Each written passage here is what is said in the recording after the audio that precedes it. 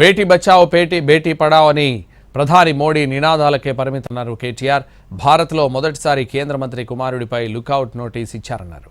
ఇప్పటికైనా ఆ మంత్రిని బర్తరఫ్ చేయాలని ప్రధాని మోడీకి కేటీఆర్ విజ్ఞప్తి చేశారు.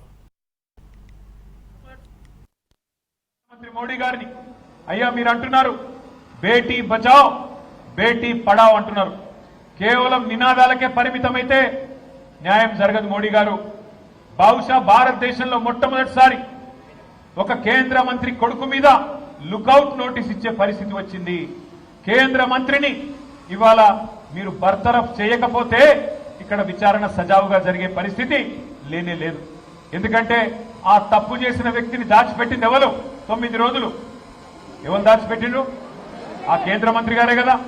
ఇవాళ ఒక్కసారి దయచేసి ఆలోచన చేయండి. నిజంగా కూడా ఇలాంటి వ్యక్తులు పదవుల్లో కొనసాగుతూ ఉండడం అది తెలంగాణకే కాదు భారతదేశానికి కూడా అవమానకరం.